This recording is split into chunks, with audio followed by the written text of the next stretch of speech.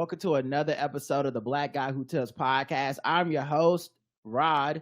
Oh, actually, hold on. Let me get the volume a little better. Hold on. Okay. Yeah, I turned it down a little bit. Oh, okay. I'm about to say we got these condoms on the microphones. So I don't know if that changed the sound. Okay. I got to make jokes. I know. You ready? Yes. Hey, welcome to another episode of the Black Guy Who Tells podcast. I'm your host, Rod. Joined as always by my co-host, Karen. And it's an early Sunday morning. We got up early, had breakfast, and said, fuck it, let's just go record. Had a great breakfast pizza. I love pizza. Pizza's my favorite food. That thing was banging. It was interesting because it's not really a pizza. It's just breakfast smushed into some flatbread. It was sausage gravy and bacon and ham and all and eggs and stuff. It tasted delicious, but I just feel like they called it pizza because they needed something to call it. And you just saw pizza and ordered it. I sure did. It is hilarious. Like I have the taste bud of like a 6-year-old. What's my favorite breakfast pizza? I take pizza, breakfast pizza, lunch pizza, dinner pizza. I've had lettuce on pizza.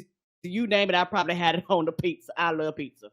Yeah, she's a Teenage Mutant Ninja Turtle. Clear. Me and Master Splinter.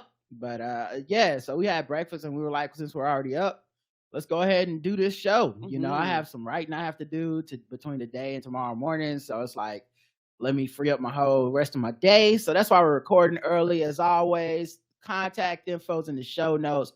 So if you're trying to leave feedback, that's the best way to do it. If you want to help the show out right now, we have a live show coming up at the Blumenthal Center for Performing Arts, September the 9th. It's a Saturday. It's at 3 p.m. in the afternoon, Eastern Standard Time. And we'd love you all to be there. We love you. If you can't be there live, we'd love you to get virtual tickets. They're on sale right now. They're only $20. And it just helps us out tremendously because we see the ticket sales. We get an email every morning that says like, hey, you sold a couple more tickets. And it helps out. We have a little over a month to try to, sell out this big ass fucking venue. Oh my God. But don't worry about it. Yeah, well, just, we're going to do as good as we can. But right. If you're thinking about coming, or making plans, make them plans, buy them tickets. And if you can't make it, please watch it virtually. Yes. It will help us out a lot. The official weapon of the show is Taser. And the unofficial sport. Bullet ball. A bullet ball. Extreme. And there's really no plan for today's show. Okay, we had bullshit Wednesday. Okay, and that was just talking because I didn't feel like organizing everything in the segments and all that stuff. But it's Sunday and we're gonna try to do some segments. We're gonna try to get back to the regular formula. Oh shit! Segment Sunday. Segment Sunday is what it's called. We're gonna do segments today, guys. And the first one is let's do some LGBTQ news. Let me see what you want to be. You better move your body. You better move your feet. And I want to groove. Show me what's cool. Riding Karen, baby. LGBTQ news. I try to take it down, but we still around. We lit. I try to still shine, but we on the ride. We lit. You can't do what we thought to do. We lit. Black guy, LGBTQ news. All right, LGBTQ news time. There's a lot of stuff happening, a lot going down. My computer doesn't want to load the articles now. God damn it, son of a bitch. Oh shit. What the fuck is this happening? Okay, let me see if I can get it off of my app. Everything was working until I decided to use it. And it was like, you know what? No. All right, they came up finally. Let's start to me with what is kind of the biggest news story. I don't want to say it's being underreported because that's probably not fair. But it was a story from last week that we didn't get to cover, and it was about there was a teenager who was dancing at like a gas station in New York. And your mom was telling me about this yesterday. I had never heard of it until then. I hate to be kind of out of the loop, but I was looking at her like, hoo-ha, what?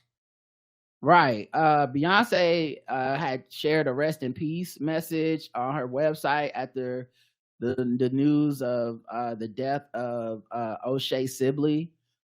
He was just dancing at like voguing, dancing in like the parking lot of this gas station, and this is the first reports I heard. I don't know, because obviously they haven't gone to trial yet. They just arrested the person and is now charging this teenager in the stabbing death of O'Shea Sibley because he was dancing and this person, both teenagers. I believe so. Okay. Anyway, so he was dancing and this like group of men saw him dancing, and for lack of a better term, he was dancing gay, quote unquote, and he believed in like the expression of freedom, through expression of dancing and stuff like that. And which a lot of people he was really like, he was popular for that. And so even just dancing as a openly gay person, the person who stabbed him, supposedly, like I said, these are the initial reports and I never really know if it was confirmed, but they said they stabbed him to death because it offended their religion as a Muslim. Now, keep in mind, murder, not offensive to your religion. Violence, stabbing someone to death, not offensive. Hate, not offensive, but murdering somebody, that was the initial reports. And when I saw the picture of it, I thought it was like a grown ass man attacked this young gay man in front of this okay, in front of the that's why I was asking the ages. Yeah, that's what I thought at first. And I guess now, because they actually arrested somebody, they're saying it was a teenager. Their identity has not been released yet because they're a teenager, right? I guess.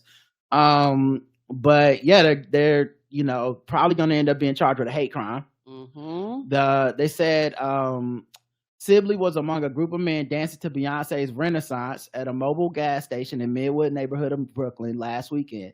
When another group of guys approached them, the opposite pack shouted gay slurs at them and demanded they stop voguing to the music. So basically just stop being gay. Because if they would have just been sitting around dancing to just say they were breakdancing or some shit, it would have been fine. They were rapping or anything, quote unquote, considered manly. Yeah, exactly. Mm-hmm. So basically they saw gay people being openly free and gay and was like, nah, fuck that. I don't like that. An argument erupted and Sibley is said to have tried to calm the situation. Unfortunately, things took a deadly turn. He was stabbed in the torso. His friends sprang into action to save his life, applying pressure to his wounds before he was transported to the hospital where he was pronounced dead. Detectives have been investigating the death as a hate crime, mainly due to reports of the hateful comments that the attackers made towards the men. The other thing is, I wonder if the other people will be charged as accessories or something, because they were there. They incited the incident. Someone got stabbed. They didn't report it to the police. They didn't turn anybody in. So there's got to be some charges there, and it's a murder. So normally after the fact, that after the fact shit is real. That's why I was like, nope, you ain't gonna catch me for no after the fact. Right. One witness, Sami Ullah, shed light on what led to Sibley's death, claiming that the aggressors argued that the men being gay and dancing went against their Muslim faith. Sibley has been a dancer for years, performing with Philadelphia-based dance company Philadanso, as well as in New York. He has appeared in several music videos and has been involved in several shows at the Lakers Center for Performing Arts. So, yeah, I guess at least the arrest happened, but I mean, it's just a senseless death. It's right. Pure... Y'all could have just kept moving. I don't understand. Leave people alone. And this is one of the things people don't understand about the word homophobia, because people think of homophobia as scared.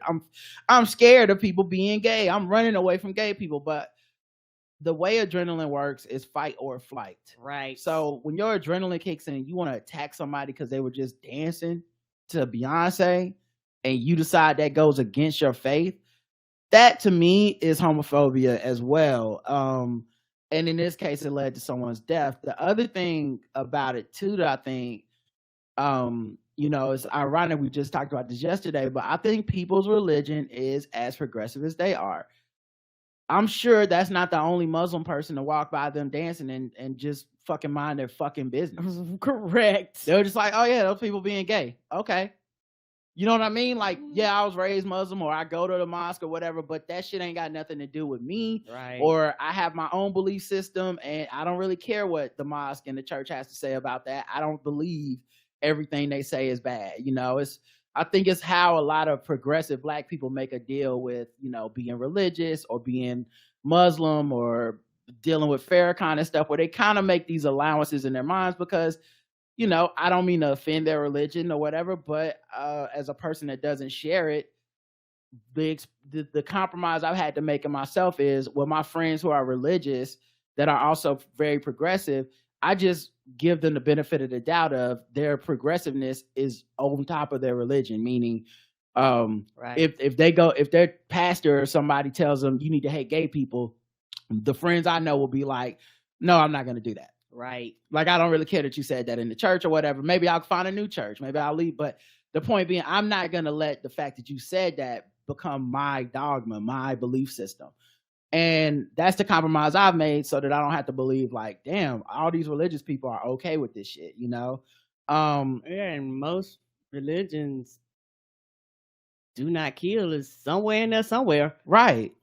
So I think it's a shame that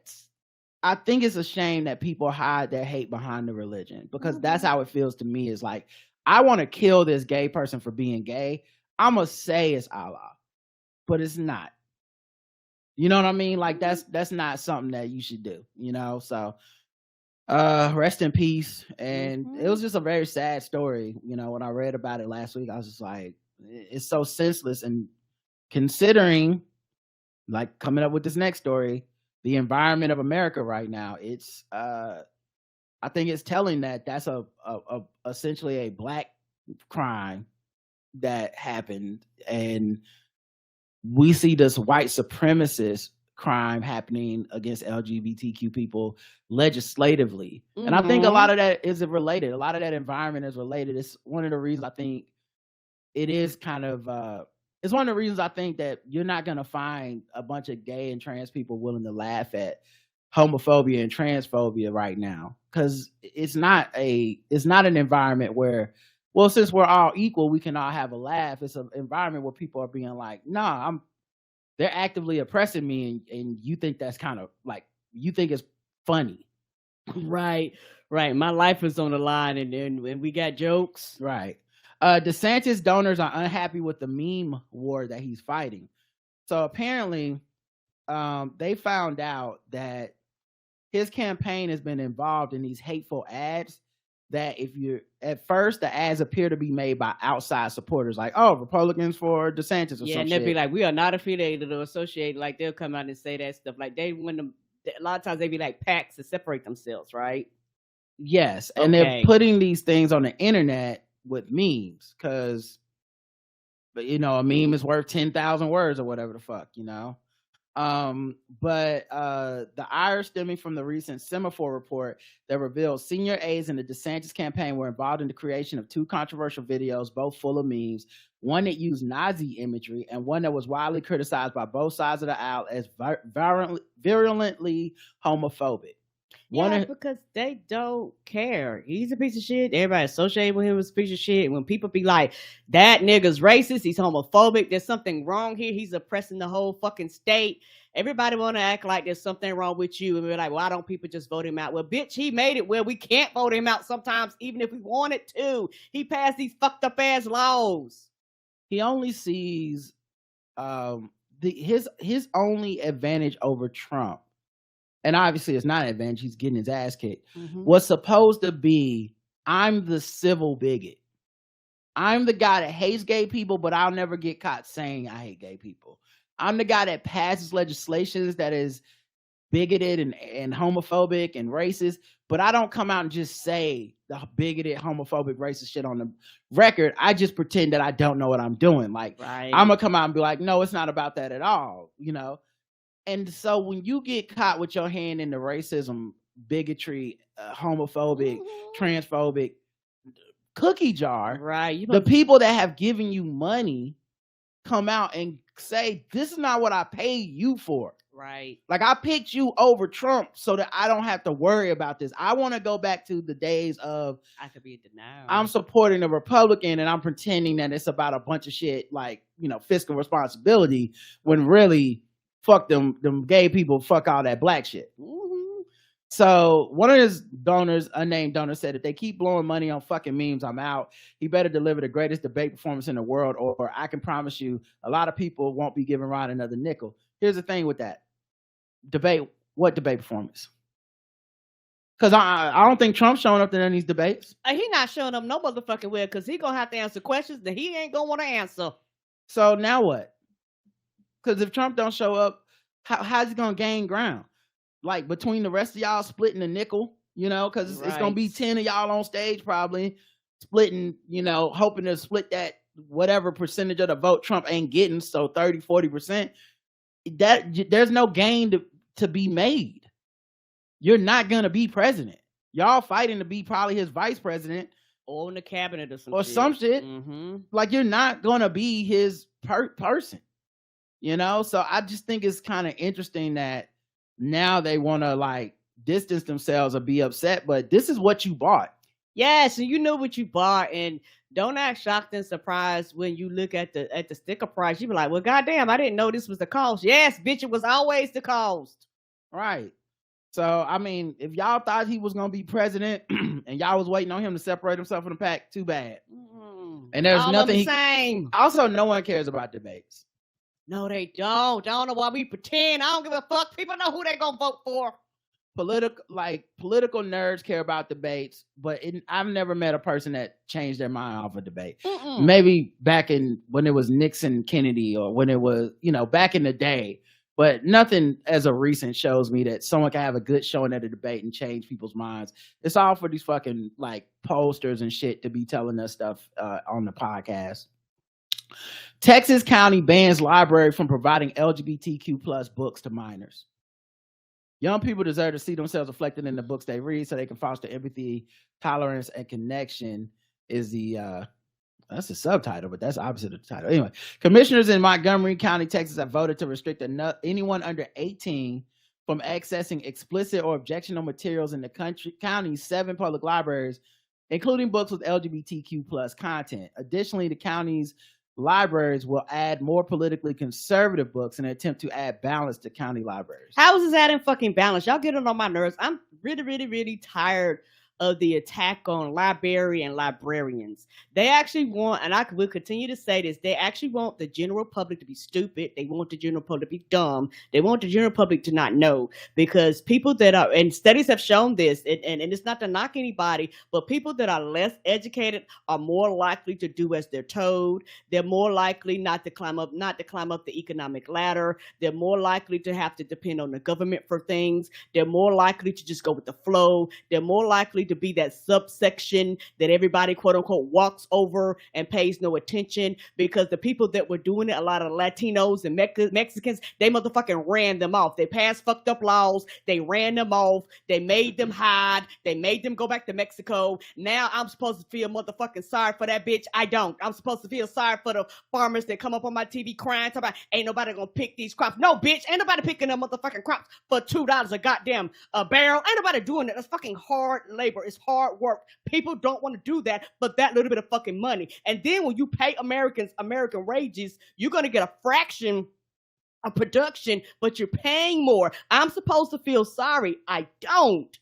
Okay, walk me back a little bit. You got to jobs and stuff. Mm-hmm. How'd you get to there from them banning the gay books? Okay. When you're talking about the books, mm-hmm. You want to keep people uneducated. This is why you're fucking banning the books. Mm. And in the process of keeping people uneducated from banning the books, I feel as though you want the general populace stupid, and you always need an underlining class. Mm. And so in the underlining class we had, which we quote unquote was in agreement upon, y'all ran them off by passing all these fucked up ass laws. Yeah, I agree. I agree with the underlying point of that. I think there's also something else happening here, because I don't think these particular books are them worried about someone becoming educated and like not getting one of these jobs. Like, I don't think they're saying if a kid reads a book and finds out that somebody is gay, they're gonna like get a better job and then somehow whatever. So I think but I do agree that is one of the things they do. Like, I think that's why they're attacking secondary education, all that stuff. So I'm not saying it's not a thing, but I think in this particular case, it's not necessarily about the work they'll be doing. I think they just don't want these kids to experience affirmation if they are LGBTQ. They don't want them to know that there's people out there that have lived, written books, become successful, had childhoods like theirs, related to their struggles. They want those kids to feel isolated and alone. And then the other thing is, if you're not a gay kid, they don't want you to read these books and be like, there's other kinds of kids out here that, oh, this might explain the kid in my class that we think is weird, but we just didn't know what was going on because my parents aren't teaching me about this. My parents are taking me to church where they're actually saying homophobic things. So where's this one public resource where we can go out and I can learn by reading? It's at the library, and that's out of my parents' control. And so conservatives are trying to seize the control back and keep the kids from being educated in that way. Like, I don't think they're trying to keep them, quote unquote, stupid in this way. I think they're trying to keep them from being inexperienced and being so unprepared and only accepting what their parents say, almost like they do with sex education and stuff like that. Yes, and that goes back to the bigger picture of the whole thing of the attack on the libraries, because that's the foundation of my whole argument. A lot of this stems as the attack on the libraries, because even with the LGBT gay, the less people know, the less acceptance of that's what I'm saying. We're doing this segment, so that's why I was just trying to understand where you're coming from, because I felt like we're in this segment talking about LGBTQ things, and I think there's a bigger attack on just education in period. You know, there's a bigger attack on just experience and branching out. They want to keep these kids as small a bubble as possible. But I think individually, as these parents are making these decisions, they don't care about the economy or the working class or having undergirding the society. Like, actually, they probably hate the idea that their kids are going to be the ones that aren't making money and doing all the labor. But they're so bigoted, they willfully walk their kids right into that trap with the other Republicans, because they're like, I'm scared of a changing world. I'm scared that these kids are going to find acceptance and I'm going to be left behind and they're going to see me as the bigot I am. And so I don't want my kids, because keep in mind, this is people at a local level. I don't want my kids in this county reading books that let them know it's okay to be gay. And there's something so fucking evil about that, you know? Yes, it is, because and my thing is, people don't see strategy. A lot of people think Republicans do shit just to do shit. It's always a strategy behind what they do. And it's very hard to see these individual counties and these individual states and these individual local municipalities doing shit which overall plays into the bigger role that people higher up can take advantage of that fear and take advantage of these things.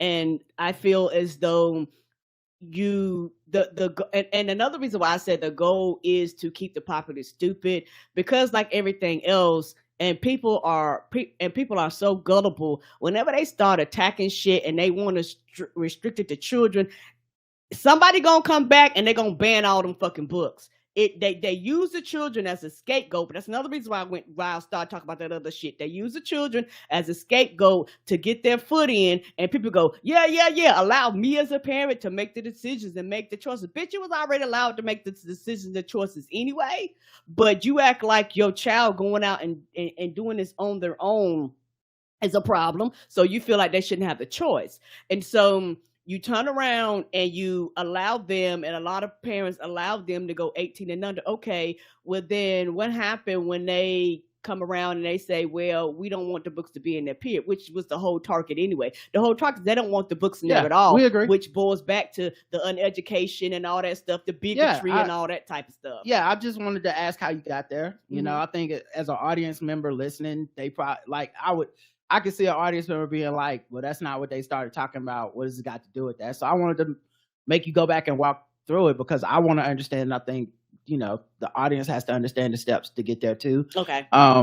Because I think it's similar, but like it's related, but it's not the same. Like the impetus, I think, is just hatred for gay people right here. Agreed. And then it works into that larger plan of just a general lack of education and experience that is going to make And I think also the other thing is they want to keep straight white kids straight and white. Yes. And that's really it. Because one thing about, and you know, I've been saying this for years, but one of the things about sexuality being a spectrum, and you know, you hear people say nobody's straight and everyone's a little bit gay and all this type of stuff, you know, whatever, you know, however you feel about that.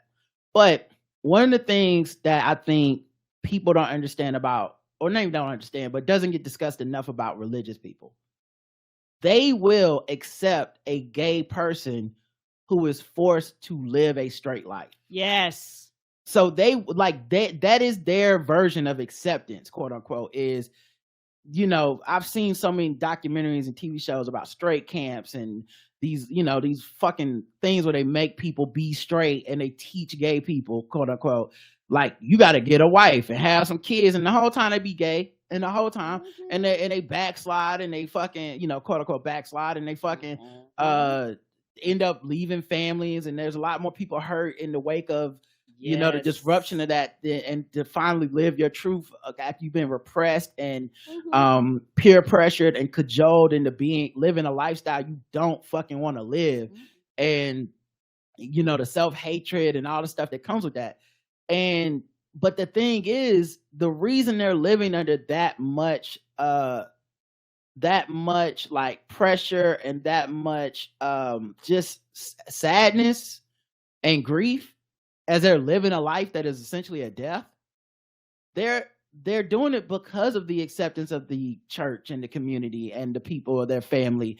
It's like, well, at least even if they hate who I really am, at least I got a mom and dad that at least come talk to me. Now I have to pretend that I'm, you know, like I'll do all, because it's all stereotypical shit, guys. If y'all ever seen these documentaries, it's all like, I watch football and I love boobies, and I, you know, like it's the dumbest. Right. It's the dumb. I'm drinking beer, like it's the dumbest shit. Be like, you are not free, baby. And they're watching each other like a hawk to be like, oh, a man shouldn't drink wine. Oh, watch how you're holding your hand. It is so fucked up, but they'll accept that, the religious people, they'll accept that as straight, meaning they don't want to give anybody an outlet. Mm-hmm. They don't want that person as a kid, as an impressionable 15-year-old reading, hey, there's another way to live.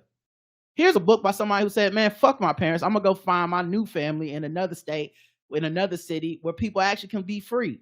You know, they don't want no kids to see that shit. They want these kids to feel like life happens in this county. You live and you die here, and you better be straight, and you better not fucking find out anyone's gay. You better not be gay yourself, or else it's going to be hell to pay. And so they want to take these options out of the library out of pure hatred. And of course, no one thinks about these kids at the end of the day. And what's so fucked up, you take that, but you know what? You turn around and these same people would not speak out against raping their own church, particularly with boys. Everybody act like that shit does not exist. There's a bunch of stuff like that. But I think the purpose of this is to keep those kids in a box. Now, I think they're going to lose that battle because ultimately, especially with the internet and social media, there's too much. Think about this. I'm not saying there's nobody, because I'm sure there's people of our generation that will say this, but think about the kids today. Don't think of yourself, but when we didn't have the internet as kids. Right. Think about your kids today. Your kids know a lot of gay, trans, a bunch of stuff, a bunch of material, a bunch of media, a bunch of celebrities, a bunch of influence. They know these people exist because it's everywhere. It's on social media. It's on their TV shows. It's on your streaming devices. The kids aren't going to the library to check out a physical book to be like, this is the only way I'm going to find out somebody is gay. Now, I'm sure that's not true of every kid. And I'm sure there's kids in these counties that, you know, their parents are controlling so much of their lives that it really would be a library book is the only way to get gay in this house. Correct. But I think even with those parents, they're in such extreme denial because the internet is so, it is everywhere. Mm-hmm. And so if your kid has a cell phone, if your kid goes to school with kids that have cell phones, right, they know. So I think it is a extreme delusion that white people have painted, white conservative people, and even conservative black people and stuff have painted, in that if we just take the books out the library, the kids won't know. Keep in mind, when you take the books out the library, guess what you do? You let the kids know the books exist. So the kids that are curious are now like, so there's books? Because I know me, man. You told me something was banned as a kid. That was when I got curious. I'm like, wait, they changing it. They changing Mark Twain book because it had a character named Nigger Jim. Well, I guess I got to read that now. Who the fuck is Nigger Jim? And why y'all so mad? Right? Why y'all so mad? You know, I really did read like Huck Finn and shit because of the controversy at the time. I read Catcher in the Rye because they wanted to take it out of the library. So the kids that are curious enough to want to read, you're not changing anything. The singer Neo slams parents who allow their children to transition genders. I just personally come from an era where a man is a man and was a man and a woman was a woman, he says. Who asked you? Yeah, he did this. He got, you know, who asked him? Vlad TV's Gloria Velez. So, you know, no wonder why. Home of the unwanted opinion. The R&B singer shared his opinion, saying he's against minors transitioning and suggesting they don't know any better. As always with these things, I just have to point out that that is not how transition work. That is not what is happening with these kids. And it's an extremely simplified version of it in order to make it seem like you can be against it, which is like, my daughter one day wore a pair of pants, and the next thing you know, I was getting her hormones and surgeries, and now she's a boy. Like, that is the bigoted version of simplified. But I wore pants too as a kid. I was a tomboy. What are we talking about here? But they're acting as if parents don't care about their kids on any level, and that the parents make these decisions on a whim. Like, they're just like the parents are forcing the kids, or they just can't wait for the day to be like, ooh, I'm gonna make this kid a different gender. That is the inflammatory, reactionary, fear-mongering version of kids being trans, as opposed to all the fucking tests you have to do, the fucking psychological stuff, finding the right doctor, hormone therapies and stuff like that. It's not even a surgery thing in the vast majority of cases. Right. It's simply, you know, recognizing that your child is different and then trying to figure out what's the best way to affirm this child. And it's done with care, and it's done with time. It is not you woke up on Monday and decided my daughter is now a son because I fucking just felt like it. But when it comes to people like Lil Boosie, Neo in this case, who said he didn't want kids with his ex-wife, she ended up getting a surgery so she couldn't have kids anymore. And then he left her and had kids with another woman. So I don't know that him talking about parenting, reproduction is even he should even be in that fucking discussion. Don't nobody want to talk to you. And what are you saying to the transgender people that actually enjoy your music? Because, you know, when people put music out, they just put music out. There might be somebody who was like, well, shit, I like your music. What the fuck you saying about me as a fan now? You could identify as a goldfish if you feel like that ain't my business. It becomes my business when you try to make me play the game. Those things aren't the same. What? I'm not gonna call you a goldfish. This is like, if you let gay people get married, they're gonna marry a couch. What? So you calling them the same thing as Peppa the Pig called Goldie the Goldfish on her show? What the fuck is this? It's not the same. I see you flexing that Peppa the Pig. Come on, I like Peppa the Pig. I see you. Ron DeSantis' administration bans AP psychology class over LGBTQ plus topics. He's calling it indoctrination. It's part of his "Don't Say Gay" law. Advanced placement psychology courses in schools now banned. AP course asks students to describe how sex and gender influence socialization and other aspects of development. Right. Just because you can't fucking talk about it won't make it go away, you fucking idiot. Right. What a fucking idiot. It's so stupid. Yes, it is. Like, they act like just gay people gonna stop existing, you know? This is why you got the Wades wanting to lead the fucking state and shit, because of this, you know? It's just, like, it's the message he's trying to send is so fucking obvious, which is why they're mad about those memes. It's because the memes make it too obvious. But it's so obvious what he's saying. It's like, oh, they're indoctrinating the kids by teaching them that how somebody's sexual orientation might affect the role in society that they're affected by. And just for the last thing, I know we say this every fucking time, but it is not unrelated that this motherfucker has them teaching slavery help black people. Right. And also this shit. You can't be in for one and out for the other. Right. That shit goes hand in hand. It is a fight that we should be united in to fucking together. You can't be one of these, I'm mad about the black thing, but teaching the kids that gay people exist, I'm okay with that. Oh, we should take that out. Fuck you. You're just as much a problem as any of these other motherfuckers. And vice versa too. You can't be mad about the gay shit, but then okay with the racist shit.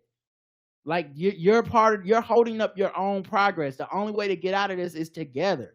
Some sort of alliance, because you ain't gonna be able to do this being half a bigot. It is related. It don't have to be out. It don't have to be equal and the same and all that shit that people try to like. Y'all try to get caught up in the semantics of, is it equal? Do it have to be equal to be wrong? Right. Can wrong be wrong? Is that okay? If we're just like, well, that is wrong and it shouldn't be that way.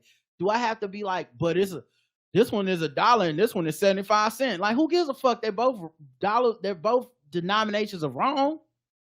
So I just don't think it's fucking unrelated. And I think Ron DeSantis in Florida is a great example of what happens when you let one thing run amok. Because I truly do believe a lot of white people that are gay let the racist shit run amok because they were like, fuck them niggas. Yes, and then when it came home to roost for them, they're like, uh-oh. And the same thing for Republican white women. When all of a sudden they losing their rights, all of a sudden it's like, wait a minute, I can't get alimony? You sure can't. He took that shit away. He was like, no, bitch, they ain't gonna be paying you forever. And then all the white women came out with their pink pumps and was angry. Well, bitch, you didn't think they was gonna touch your shit? Yeah, all these wake up calls and ain't nobody waking the fuck up. You gotta look for all these people that aren't you are canaries in the coal mine too. You gotta wake up to that shit. All right. 2 more stories. Mike Pence says he'll ban transgender people from the military if he wins. Now, this is a non-threat because he ain't gonna win. But I just would like to remind people, just in case you were starting to feel like, oh, this Trump shit, maybe Mike Pence turning on Trump, He ain't no hero. He's just as bad as Trump. Yes, all of them are. Yes, they are. All the Republicans are bad as Trump. And then, let's end with a couple funny ones, actually. Okay. 2 more.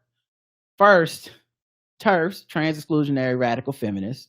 These are people that I'm a feminist. I love women, but also I hate trans people. Right? You're J.K. Rowling. Okay. And I notice might sound like a stupid question, but is it women? Is it men? It's just a collective. It's typically women, but you can, Dave Chappelle calls himself a TERF. He said it jokingly, but it basically like I'm a feminist, but I'm not with trans people. Okay. Mm-hmm. I just think it's funny because 2 anti-trans activists were on Twitter saying, hey, we are boycotting this trans inclusive coffee shop. So we're going to go eat somewhere else. And they went to a place called M&S and put hashtag boycott Costa. Costa is the place they're boycotting. M&S is a major British retailer. And as a way to stick it to the UK's largest coffee chain, Costa Coffee, they said, hey, we're going to eat at M&S. Because Costa Coffee has become the most recent target of conservative ire because they had a mural on one of his vans that included a trans masculine surfer with top surgery scars enjoying a cup of coffee. So they put a photo out, lunch at M&S today. Because we support boycott Costa. And social media users were quick to point out that actually M&S is also trans inclusive. If you're going to choose an alternative cafe to dig at Costa, try not choosing one that is a major business partner that supplies the vast majority of savory goods to their UK branches. So basically, they also put up a headline, Marks and Spencer, that's M&S, doubles down on their support for trans customers after Tory Pierce's false changing room claims. So they were trying to boycott and actually end up supporting. Yeah, because they don't research. They don't research shit. They like, well, I'm mad at you. I'm gonna do this. Well, like a lot of other shit, if you dig down far enough, everything is related to something that you don't like or you object to. And so it's one of those things where they was like, well, we're going to the one up the street. Well, it don't mean that they don't support. It reminds. Here's the thing: corporate politics is generally progressive, and I'm not saying corporations are progressive. I'm not saying working at a corporation is progressive. Nope. That's not what I'm saying. corporate politics, the politics that they sell us, the politics that make you go, oh, Mattel made Barbie, I'm gonna buy some Barbie dolls, right? The politics they're promoting, Yeah, because they want your money, are progressive because it's not just the money. Progressive stuff is the feel good stuff. Mm-hmm. And up until recently, it was the stuff that everyone, even the people who hated it, tolerated and understood. Like, well, yeah, you're running a company. You can't be like, actually, we support the Nazis. Right. Hey, our company is anti-vax. You knew that were untenable situations and it was bad press. Even if you felt that way as a CEO, as a business or whatever, you kept that shit in-house. Republicans are now demanding, conservatives are demanding that you pick a side. You pick their side. Mm-hmm. And their side is not marketable.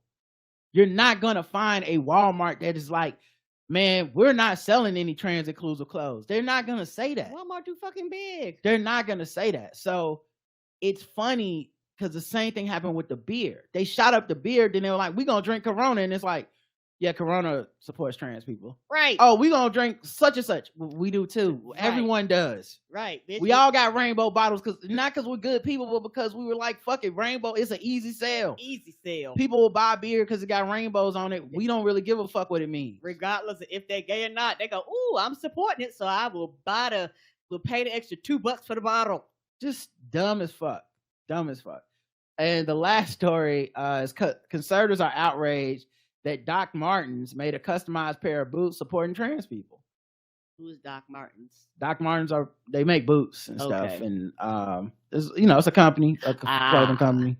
But once again, they are trying to turn. So they're trying to do kind of what liberal people were doing for a while, where it was like they took the playbook. We're gonna, we don't like this company stance, and then look at us. We're gonna fucking make a big deal out of the fact that this company gave money to this, so they made that, and now they're trying to do it with these issues. Oh, that's adorable! It's honestly a great ad for these boots. These boots are right. Amazing. I was looking like, do they have my size? Right. These boots are fucking dope. But yeah, man, it's so silly. We're arguing over boots and beer. This is crazy, but it's think about that: boots and beer and rainbows, and at the same time, it's so fucking scary because they're really, people are being stabbed at the fucking gas station, right, for minding their own business. Like, so we're like, it feels unrelated and ridiculous, but at the end of the day, it's not. Let's get into some other news.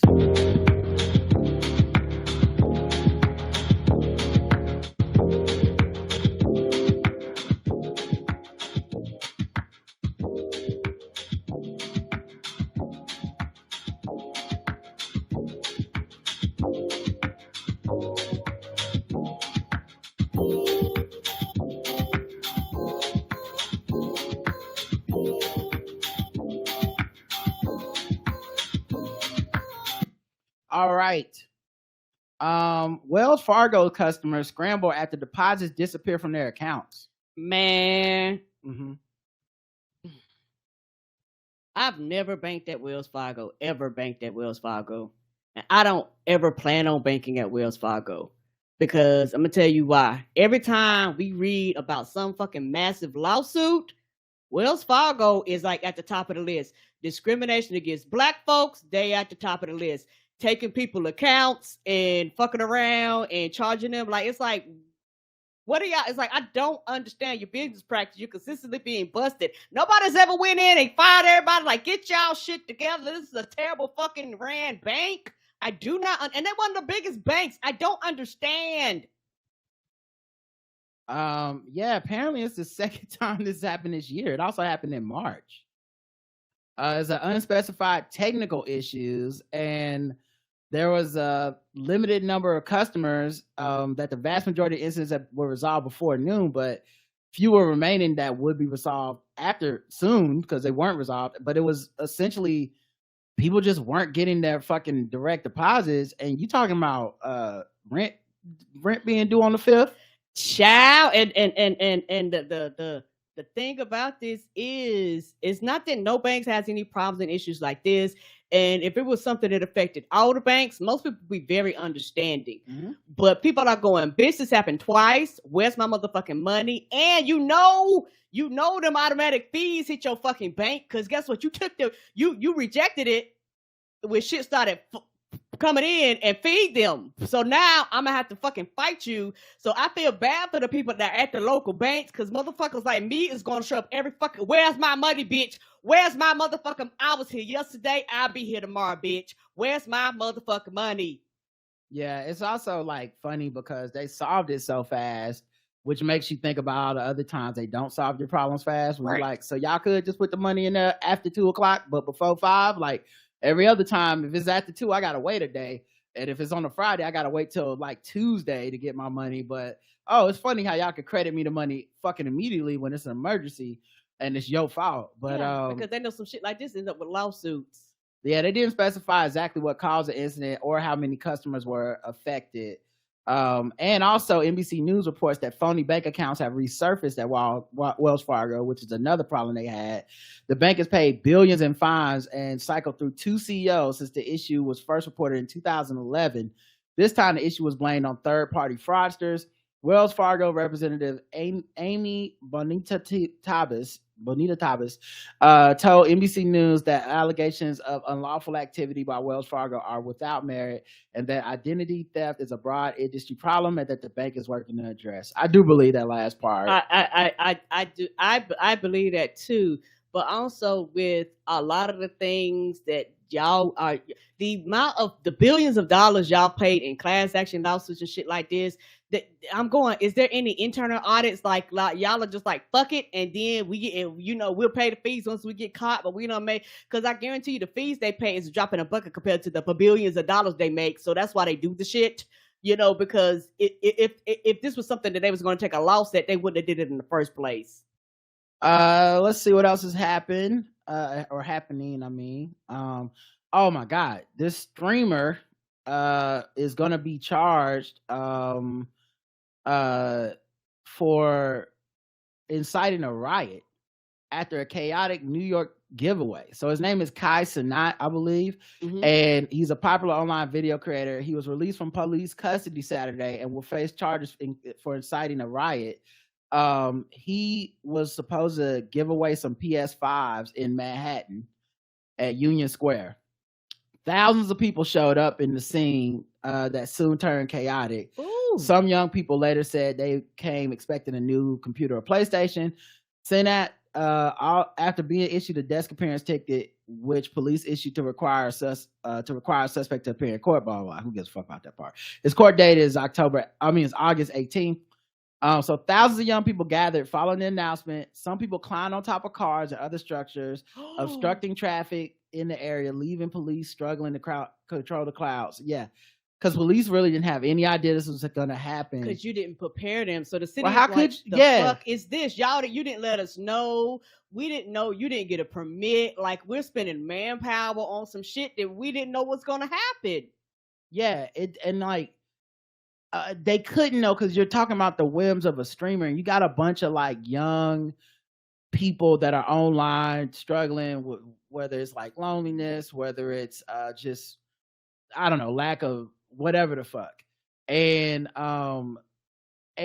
so you got these people that actually have an immense amount of power and following that I think general society, like the older adults, have no idea how popular these people are. They don't understand. And so they can just say some shit like, yo, I'm going to show up at blank place. And thousands of people will show up. People will actually show up. Now, I don't know that this has happened before, that this happens often. Right. And what I'm worried about is that there's a lot of people in the streaming and influencer space that don't really care about being, about negative attention, as long as it's attention. Yes, sir. And so while this guy may not have meant for all this to happen, and I'm sure he didn't. I watched what took place. You can watch this video here.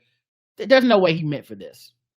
Like with this many people. So these were the videos I was seeing online. I was like, is there a riot? What is happening here? Right. And I mean, the police can't control this. People are being beaten and shit. Who knows if that was by police or other folks. Right. I saw people on top of cars, breaking the cars and stomping on them and shit. And wow, so now you got other people going, dog, my car is parked. Now I have to file a fucking report with my insurance and shit because you want to do this bullshit. Tonight, charges filed against a social media star for allegedly sparking a massive riot in Manhattan's Union Square, leading to 65 arrests and multiple injuries.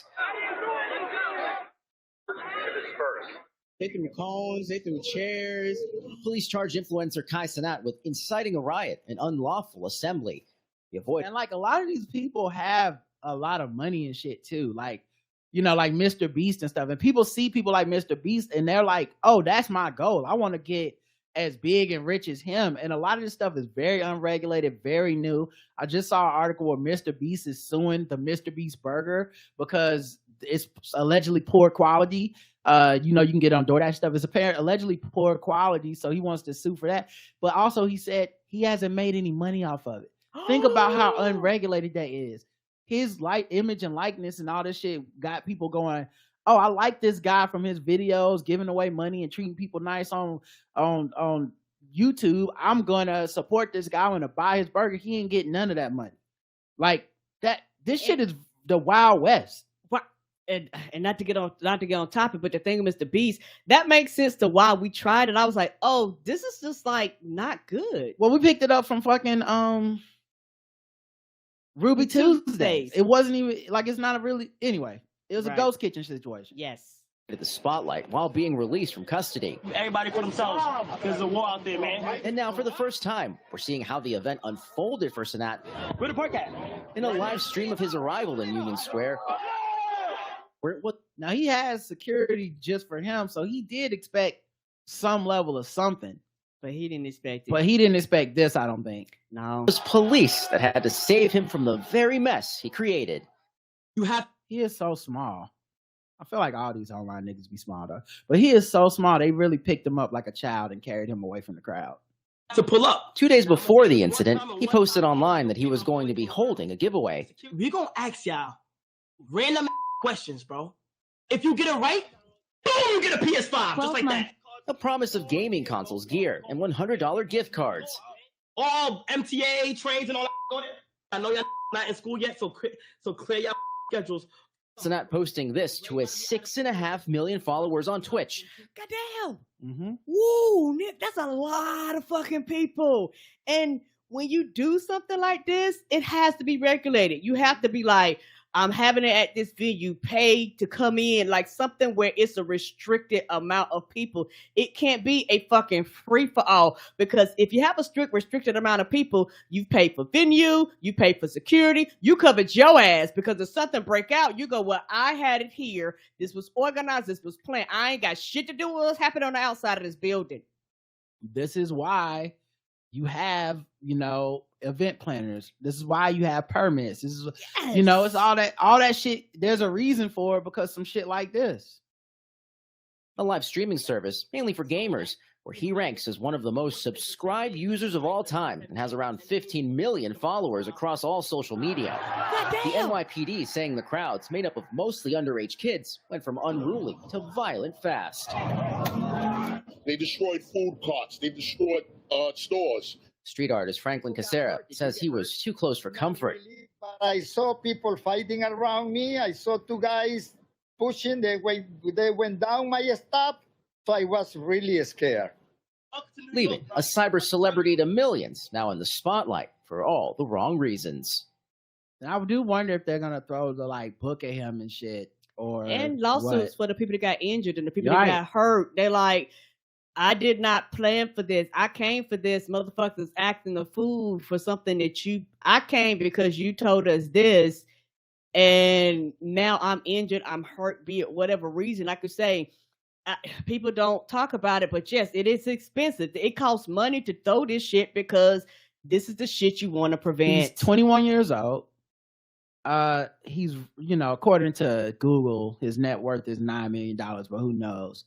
But the point being, like, this is a young person that gets paid off of attention, and it you know, there's a weight that comes with that amount of attention and that kind of platform that, you know, a 21-year-old might not, with no rails around her, with no lines, might not be ready for it. So I don't know that I'm gonna be honest, I hope that he doesn't get put in prison or some shit behind this. Because I don't think sound like a mistake. I bet you he had to do it again, he would not do it this way.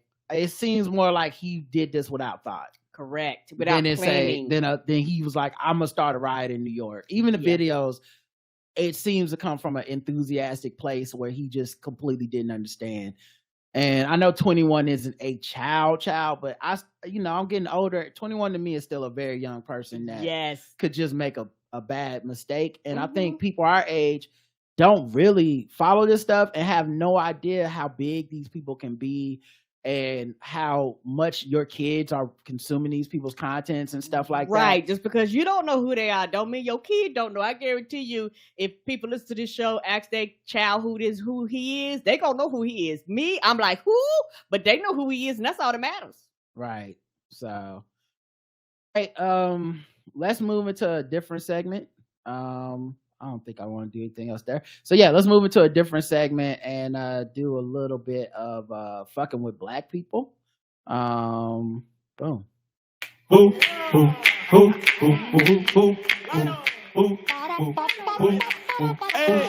we're just fucking with them people because they black. We're just fucking with them people because they black. We're just fucking with them black people. We're just fucking with them blacks. We're just fucking with black people. Hey, hey, you are. Yeah, Reggie brought up a lot of these people have managers. Are they competent enough to tell them that this isn't a good idea?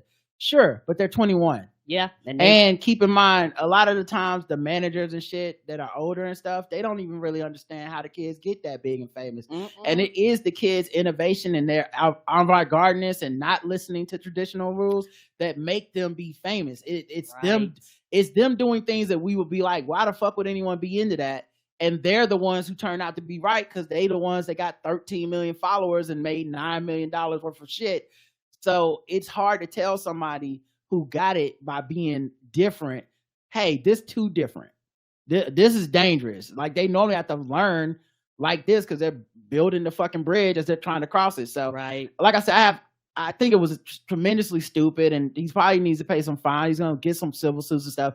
But I don't think putting him in jail like as a felon is the solution to this. No, I don't think it was malicious at all. What I do worry about is the copycats, and I think you will find people need to throw the books at them. Yeah, the people that's mimicking, yes. Yeah, so I think that the next person, if they throw the book at the next person, I get it. I'm not, because I'm like, you saw the chaos and wanted the chaos. Yes. For fucking with black people, let's go around. Jamie Foxx apologizes after fake friend's Instagram post is accused of being anti-Semitic. So Jamie Foxx had a Facebook post that I think every black person in America read and thought, oh yeah, I know what Jamie's talking about, because we've all heard that quote before. And it was apparently just a screen cap thing that said, they killed this dude named Jesus. What do you think they'll do to you? 3 question marks, exclamation point, hashtag fake friends, hashtag fake love. Karen, what does that mean to you? You ain't special. Okay, you ain't special, okay. But it doesn't mean anything anti-Semitic to you. It doesn't mean that he's saying Jewish people something. Right. It doesn't mean that to me either. I've heard it literally an innumerable amount of time being a Southern black person. Right. I've also heard they talked about Jesus. They'll talk about you. They'll talk about you. Basically for us, and I hate to do this because I feel like every black fucking podcast is gonna say this shit, but just because it's obvious don't mean it ain't right. Black people not thinking about Jewish people when we talk about shit like this. Right. To be frank, for the vast majority of us, we don't know or care that much about Jewish people, in that in America, the vast majority of us, if we don't live in like a New York or somewhere, we just live in a place where Jewish people are assimilated enough into whiteness that even the white people where we live don't really care. Agreed. And so we just see it as white people versus black people. And I'm not saying that's right. Right. I'm not saying that's fair. I'm not saying we're trying to erase anyone's ethnic heritage or any. I'm just saying facts, which is right. Like down here, I've heard this phrase so many times. Honest to God, never even occurred to me that there's another interpretation. But agreed. After Kanye West, after Kyrie Irving, after some of the like blatant anti-Semitic black celebrities that have popped up in the last couple of years that have brought up actual anti-Semitic shit, like, fake quotes from the Bible from books about Hitler and shit that just essentially basically say Jewish people are bad and the devil and shit. So after all of that, I think you got people on high alert, worried about popular black celebrities waking up one day and being like, I hate Jewish people. And everybody going, whoa, what the fuck? No, why would you do that? We like you, right? So what white people heard when they saw they killed this dude named Jesus, what do you think they'll do to you is, Jews killed this dude named Jesus. What do you think the Jews will do to you? That's a completely wide interpretation of that. Jennifer Aniston liked it. She got flack for liking the Instagram post, which I'm guessing she took the same way we all took it.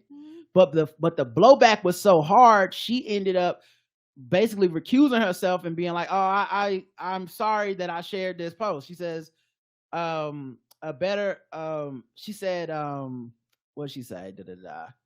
Yeah, she said, she aims to provide a better overall standing and scope of Jewish world news after sharing Fox's original post and calling it horrifically anti-Semitic. Jennifer Aniston then reposted a wider frame after she came under fire for seemingly liking this post. This really makes me sick. I did not like this post on purpose or by accident. What are the other ways to like a post? Did the AI do it? The right. fuck is this? See, either you liked it on purpose or you liked it by accident. You can't. Anyway, I did not like this post on purpose or by accident. And more importantly, I want to be clear to my friends and anyone hurt by this showing up in their feed. I do not support any type of anti-Semitism. I truly do not tolerate hate of any kind, period. And I'm not trying to be funny. This right here is an example. And black people go through this too. Groups that have been oppressed can be oppressed so long that anything is to the extreme.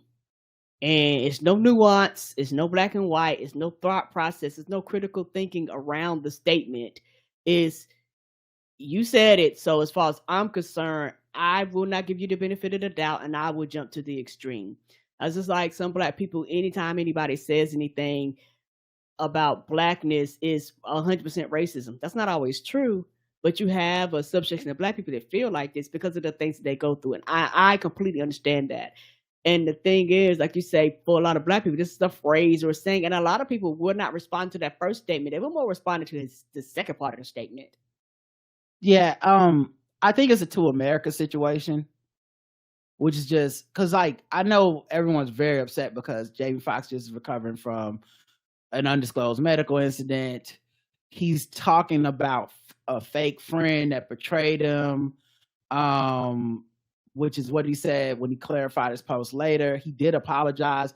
I know some people are upset he apologized and defending him. I actually think it was very smart to apologize. Mm-hmm. If you didn't mean it and people are taking it away and it's just not worth the fucking hassle. Right. Yeah, I'm sorry. I don't know. Like, who gives a, like, no offense, but who gives a fuck at that point? I know what I meant. Black people knew what I meant. Y'all motherfuckers turned it into some completely other shit I didn't mean. So let me just take the time instead of going Kevin Hart on y'all and just tell you, I didn't mean it. I'm sorry. Moving on. It is not important to me. because I don't hate Jewish people, and I'm not trying to make some extra level of a point. And so I get why he would do that. A lot of people spent time explaining it the way we're doing right now. And so I feel like, you know, a lot of time has been wasted telling people like black people don't be thinking about y'all like that. Leave us alone. Right. But you know, at this point, Jamie Foxx is bigger than just black people. Mm-hmm. So more people see his shit than just us, and there's more interpretations of shit. And I think there's a little bit of me that's like, and a lot of the people that's defending him do this shit all the time with other people. Yes, they do. All the time, they take the worst bad faith interpretation of something and they run with it. This is what it feels like when someone does it to somebody you like. Right, somebody you like. When you don't like people, oh, if I had $1 for every time they try to turn some nice shit Taylor Swift did into something bad, and you're just like, y'all are just literally getting your rocks off, having fun, and you're trying to act like it's about a cause, but you just think it's fun to pile on this woman. Mm-hmm. And there's so many people like that, which is crazy because there's so many folks right now that volunteer to be the asshole of the day. But that's too easy of a layup, so we're trying to stretch people's, you know, one comment or whatever, and they're like, oh, we caught him. Well, this is what happens when a bunch of white people do the same shit. Mm-hmm. We caught him. And like, well, are y'all bored? What y'all mad about? You know he ain't mean that. There are real people out here that's very heavy anti-Semitic. Right. But yeah, it's anyway, 0 to 100.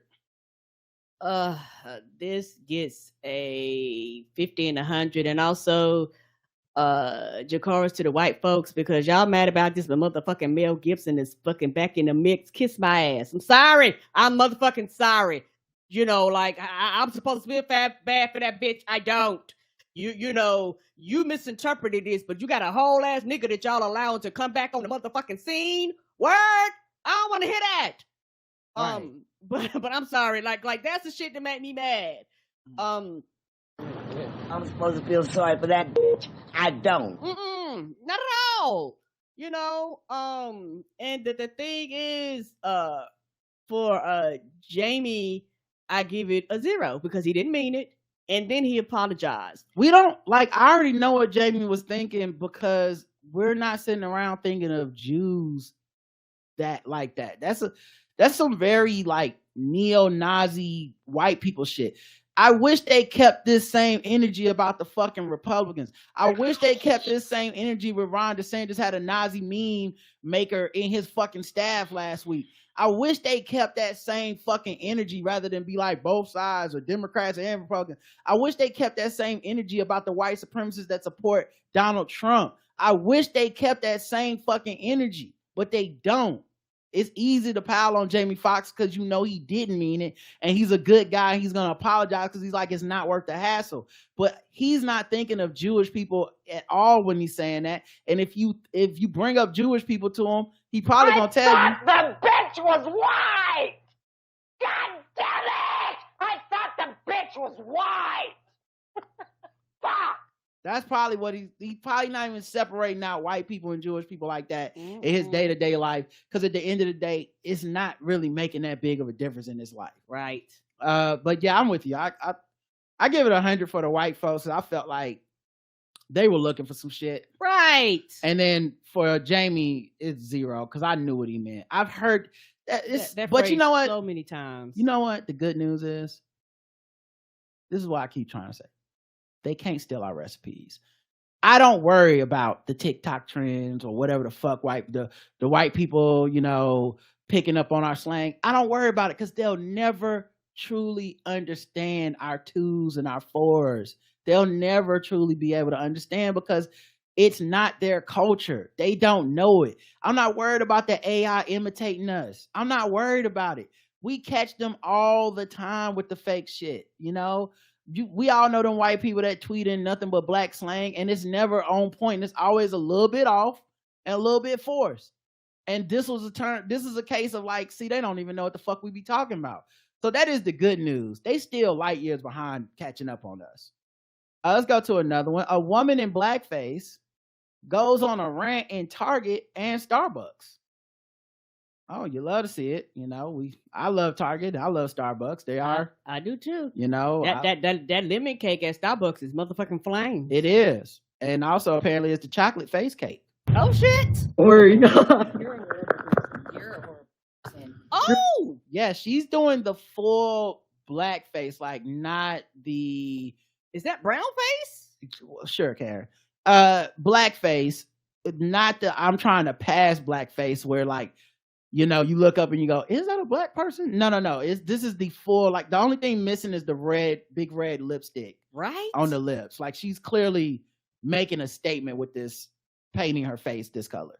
They're literally doing blackface Me later. in the middle of the store. Lester Holt did whiteface. Nobody said shit. This is also a great example of the information silo, the social media silo. How many of us knew Lester Holt ever did whiteface? No, and not trying funny. Who? Bingo. Thank you, Karen. You illustrated my point. But you know where that probably is a meme or a topic that comes up all the time? Wherever her conservative Reddit thread is, wherever her conservative Facebook group is, because they seize on shit like that and go, look, isn't this unfair? No one said anything when Lester Holt, forget the power dynamics, all this shit. None of us even fucking knew Lester Holt did that shit because none of us gives a fuck. If he did it, none of us gives a fuck. She painted her face a certain way and went in places to start some shit. Being like, got him. Oh, you ain't got no comeback for Lester Holt. It's like, ma'am, I don't even know who the fuck that is. Ma'am, and we talk about you. You right now. Lester Holt is not here to represent himself, but bitch, you are. We talk about you. Right. Where's your pride section? I need to know. Interesting. Intersection of race and transphobia and homophobia. Ma'am, you can pull up a map of the store. You can find it. I need to know. Keep in mind, Target passed the bitch coming in there. Target publicly said, like, we taking it down and didn't. So she know. We're past. Oh, I thought they were celebrating this and they took our flag forever. No, I was wrong. My bad. Took our flag. So now took your flag where? Bitches. Flags everywhere. American flags be all over the place, all year round. What are we talking about here? I'm guessing she's talking about the rainbow flag. Oh, to which I'm saying, when was that ever yours? I don't shop at Target. Why are you in here, then, ma'am? I just take pictures. Join me. Post it on my Facebook, please. My Facebook friends love it. These are fucking. And that's how these are the motherfuckers that they encourage, and that is the problem. Like, you encourage them to do bullshit like this, but then act like something wrong with us when we be going, hey dog, like, no, you won't do it, but they will. So it's the problem. Yeah, her name is Ursula Campbell. And she also went to Starbucks. She also filmed herself. Oh damn, fuck with Starbucks too. Hey Facebook.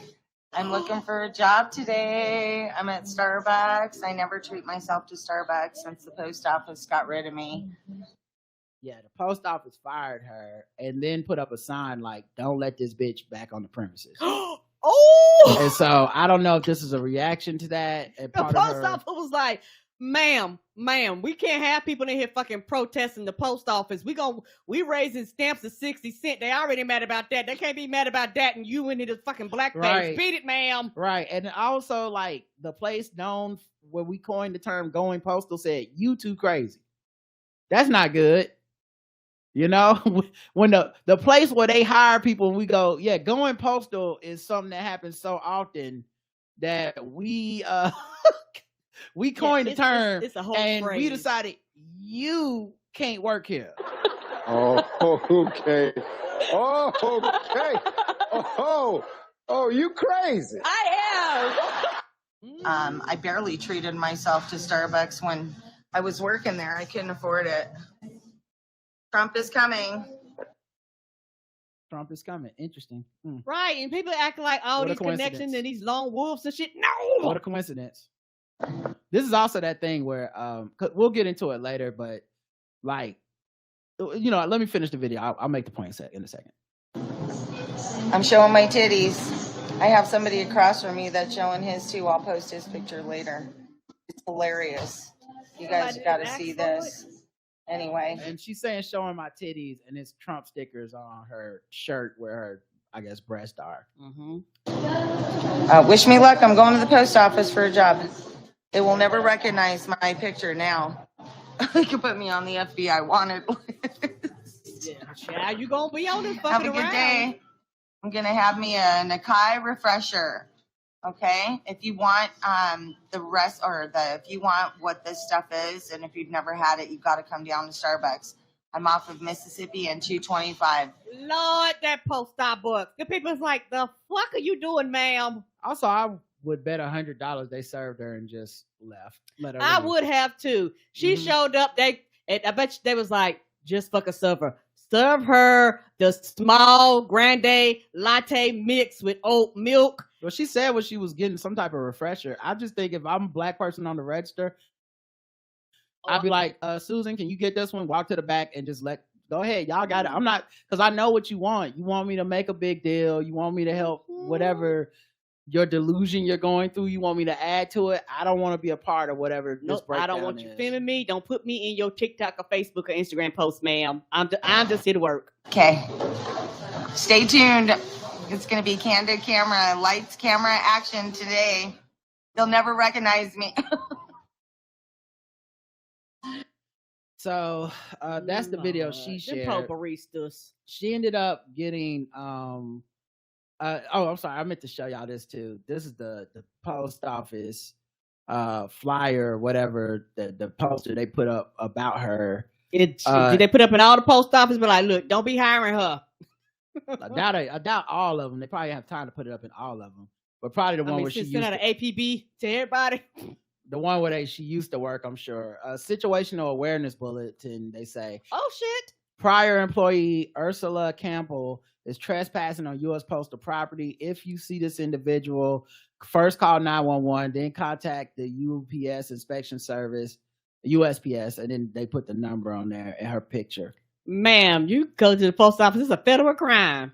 She got fired back in February. It's August. Yes. The trespassing notice was put up on Tuesday.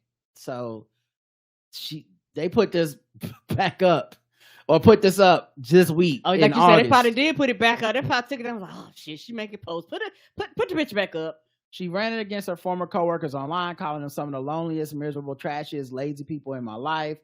Now I saw on Facebook where her daughter took over her account and said like they don't even know what's going on with her.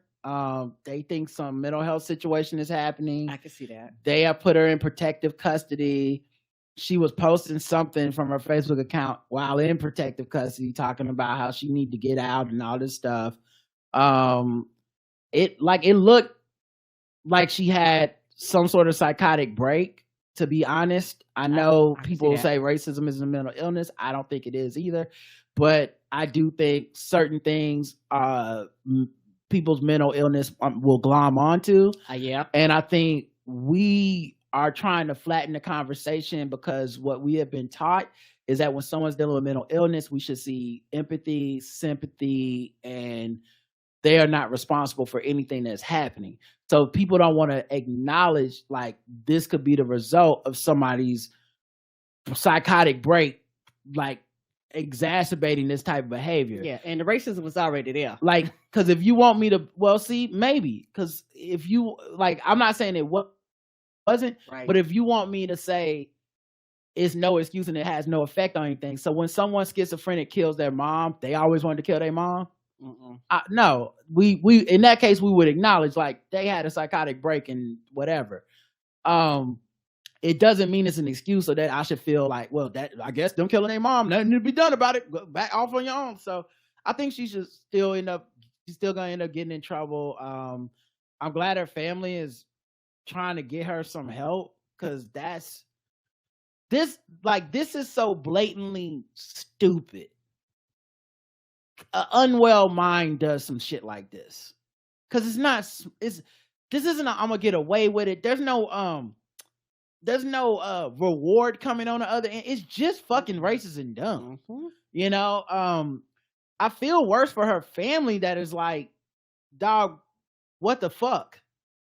You know what I mean? Because they, like her daughter and stuff was putting stuff on Facebook like, we're just trying to find her. We don't know. We know she's having some mental health issues. We don't know why she is doing this because it's been 6 months after she got laid off. And the last thing I was gonna say is, I believe truly Donald Trump attracts people like this. Yes. I think a lot of people that ran up on January 6th are just fucking like they're off.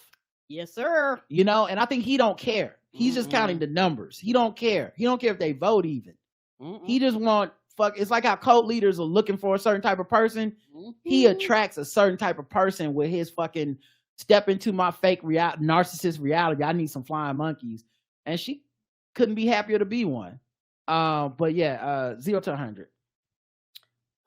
She gets 100 for the terrible ass blackface because it's not good, and harassing the fucking baristas where they like, bitch, I'm just here to make the grand lattes. Like the fuck, ma'am. Next, right? Like that's why she gets the 100. Yeah, her daughter's statement on Facebook was basically she's going through something we can't even put into words right now. Her actions are not okay. We've gotten her the help she needs right now, basically by putting her in protective custody. So, yeah, I give it 100 still because I think it's, you know, it's inflammatory on purpose.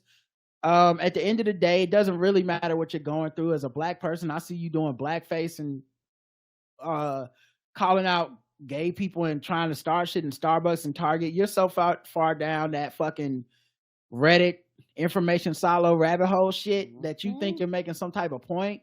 And it's mostly just sad to see like that our society and our country still harbors this type of resentment and empowers people like this. You know, I don't think she's well, but it says a lot that she found a place to be unwell and be taken in. And I guarantee there's parts of the internet that see her as a fucking hero right now. Like, yeah, you fucking tell them, you know, it's fucking sick.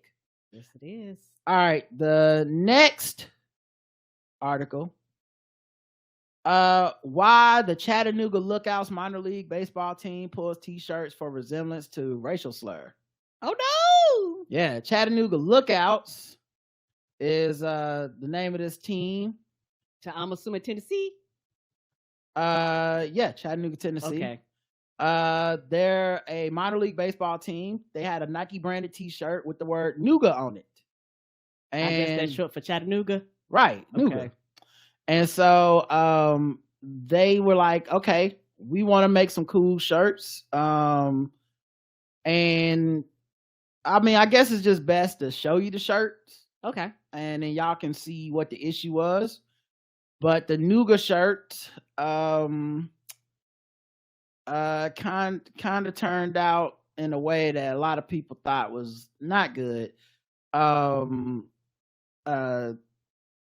I guess you can still buy them on merlygirl.com, but as you guys can see, the logo is in 2 eyeball looking emojis GA. Where do eyeballs come from? Why can't you just spell out Nooga? So being that the eyeballs now have taken the place of 2 letters, a lot of people are saying, what does this look like to you, Karen? What do you think it looks like? Looks like nigga. A lot of people think it looks like nigga. Yeah. So I guess they decided to you know, it's kind of fun. If you're gonna put it with the 2 G's, but they decided to do the I, which kind of threw me off a little bit. Yeah. I was like, what eyeballs? Why did you do the G's? So they had to take the shirt down. Yes. You might as well say coon. Now, personally, I wouldn't mind getting one of these. You know, I'm looking. It's actually hilarious. I'm looking into getting me one. One of these Nooga shirts. I think they actually look pretty cool. Apparently nobody, the right people didn't pre-approve this. Yeah, I would agree, Karen. I would say the right people didn't. They didn't have that one black person that they actually allowed to speak up and listen to going, I wouldn't do that. Yeah, I mean, I'm not even into this team. I'm not even into baseball.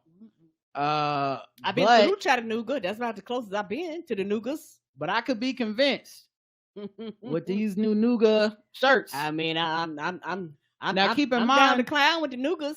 You said why are they using eyeballs? Because they're the Lookouts, Chattanooga Lookouts. The eyes are looking out, Karen. Oh, so Right. okay. So Nooga is Nooga. Right. Oh, But okay. I'm with because you of now. where the eyes are, it could easily be NIGGA. And that's what threw me off. I was like, well, why ain't they put the I? But then I was like, oh, it's like NOO. I'm with you now. Yeah. So I'm gonna cop one of these for sure. Then be walking around like, "What's up, my Nooga?" You know, we gotta take it back. They didn't say it with the hard R, so I feel like it's not offensive to me. But yeah, 0 to 100. This one gets a 75 because that shirt is funny with the mouth balls. All right, for me it only gets a 25. You know, I'm more like Nooga, please. It's fine. You know, my Nooga. Right. I don't feel like they were trying to, be offensive. If so, I would be upset with them. Shame on the Nooga. They try to run game on the Nooga. But for me, it's fine. I feel like this shirt is strictly for my Noogas, and I will wear it to a game with no problem. Tiffany, Noogas do be tripping. Listen, where my real Noogas at in the chat? Oh. Y'all wouldn't wear these? I might be rocking this on when we do the live show. Come on. I might rock one of these. We out here at these HBCU Noogas. Right. Y'all think, I wonder if I don't even know if I trust this website to deliver it, but I might take a flyer on it. Just see if the shit happens.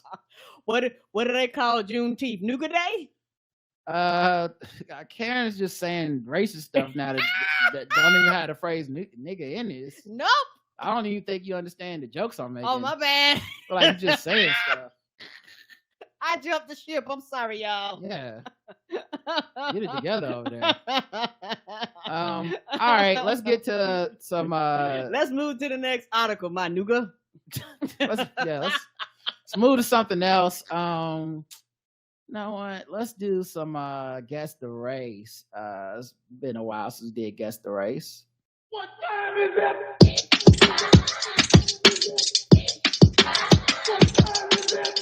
It's time to guess the race. It's time to guess the race. It's time to guess the race. It's time to guess the race. I'm definitely buying a Nooga shirt. Just letting y'all know right now. When y'all see me in the streets, don't say nothing. Don't say nothing. Don't even try to give me the respectability. I won't wear it on the kind of Karen Hunter show, so don't. I know she don't play that, but come on, guys. All right, let's go to the first article. Now, in this case, we're not guessing the race of the thief. Guess the race is a game we go around the globe, find different articles, guess the race of the people involved. We're guessing the race of the victim in this article. Okay, they had something stolen from them, and we're guessing the race of the person that had this thing stolen. Okay. Okay. So just so everybody's on the same page here. A thief steals a supply box from chiropractor, and then he took something else. Chiropractor needs help cracking a really bizarre case. Okay, I see what you did there, News. A chiropractor needs help cracking a bizarre case. I see what y'all did. Come on. All right.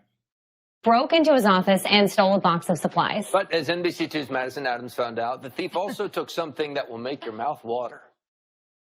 On Tuesday morning, Dr. Kent Messer was walking into work at Suncoast Energy Centers, looking forward to eating the coconut pie his wife made for him. He left it in the company fridge the night before. I had very simple goals. I just wanted to get to the office, get my slice of pie, get on with my day. But when he opened the fridge, the pie was gone. All that was left was an empty container and a few crumbs. This is my wife's world-famous coconut cream pie with, of course, toasted almonds on top and her world-famous lime glaze. Now, they left the lime glaze behind, so they missed the best part of the pie. At first, he thought a coworker had deprived him of the delicious snack, but when he was informed that a box with $1,500 worth of supplies was missing, he knew it was a thief. So that's when we went into the third bay and we noticed that the emergency fire entrance had been jimmied and popped open. Lee County deputies came and dusted for fingerprints. Messer says that this isn't the first time his wife's food has been involved in a theft. This is the second food-related incident involving my wife. Where y'all live? By Daffy Duck? Why the fuck? What is she doing? Put apple pies on the thing, and it's just going out there tempting them and drawing their nose in. The aroma turned into a hand, a and person, anthropomorphic smoke. It is When Yogi she was and up in Boo Boo. Bradenton, somebody broke into her house and tried to steal some things, was eating food. Tonight, deputies are still searching for the person who broke into this chiropractic business. Count on NBC2 to let you know as soon as we find out who the pie thief is. I'm local in Fort Myers. All his criminals, the shit, they be hungry. They need to eat before they. Jimmy, you got to eat before you go, because last time you ate the whole fucking pie. Like, come on now, get your shit together. Well, it's not the worst story I've ever heard involving a wife and a cream pie. That's hilarious. No, Karen? that's not the worst story. Karen, guess the race. This is white, but yeah, because at least there wasn't no BBC involved. Big black cream pie. Guess the race. Goldilocks white. Garfield and friends ate it white. That's more of a Heathcliff crime, but sure. Shout out to him setting up his wife to get that pie side hustle going, right? This is a great advertisement, but you didn't say a race, Tanisha. Let's see. That's a chiropractor. White people love leaving food in the fridge overnight at work. Stealing recipes white. The correct answer is everyone said white. You got it right.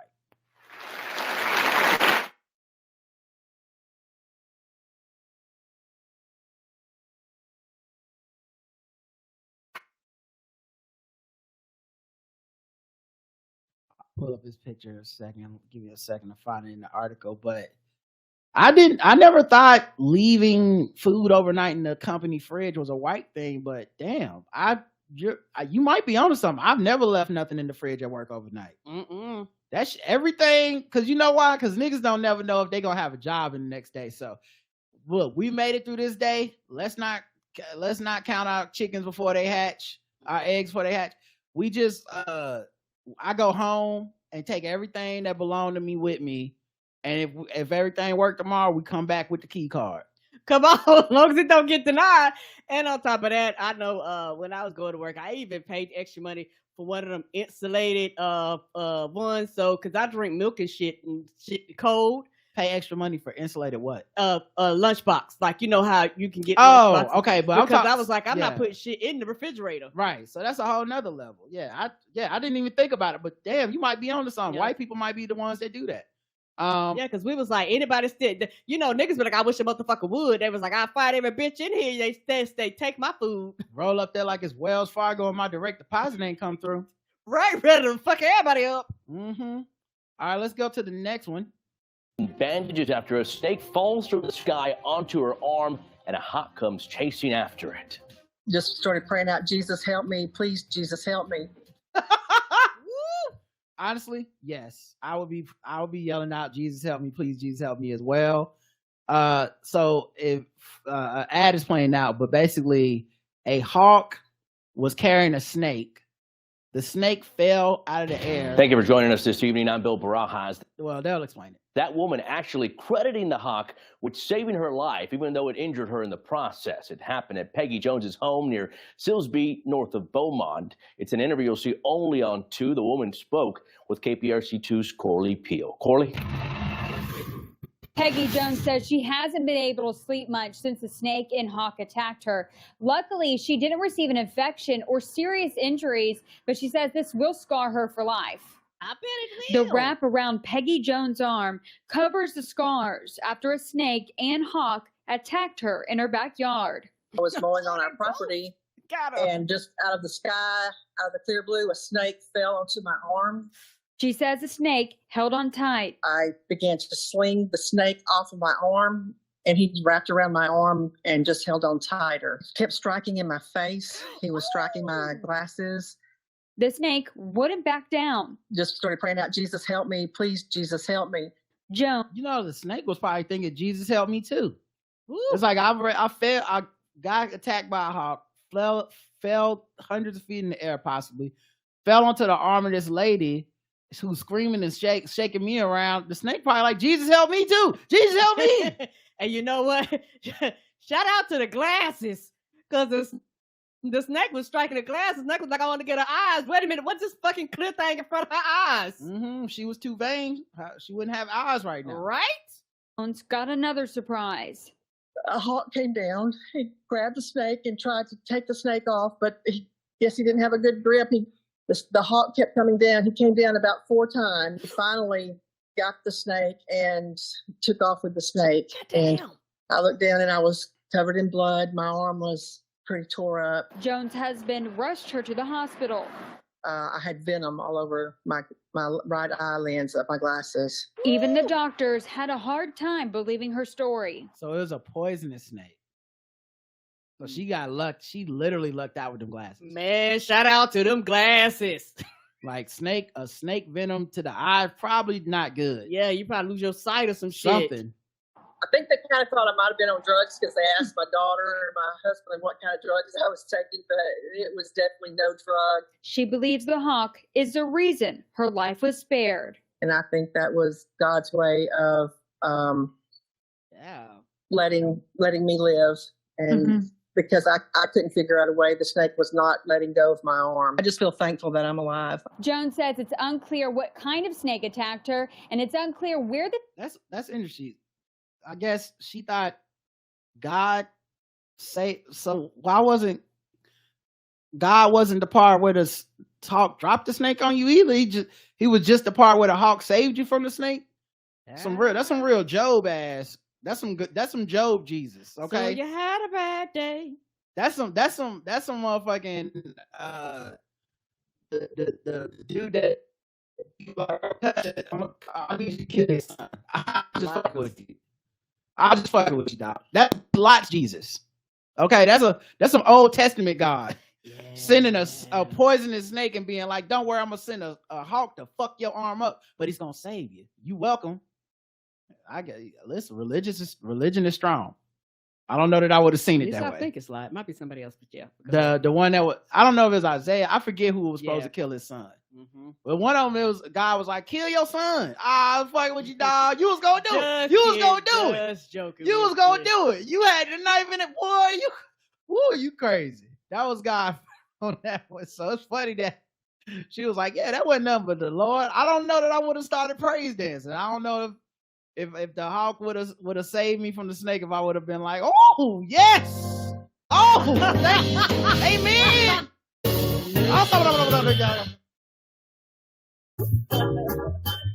I don't know that I would have did that.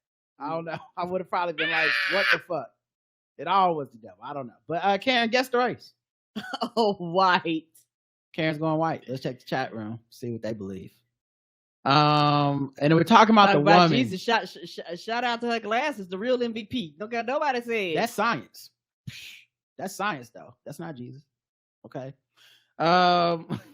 White Jesus saved her white life. Snake thought she was Eve. You want some of this apple?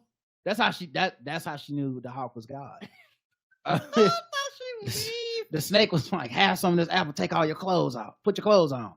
White Jesus saved her white life. Snake thought she was Eve. The hawk is loose white. The Staircase season 2 white. Eminem's mom white. The correct answer is white.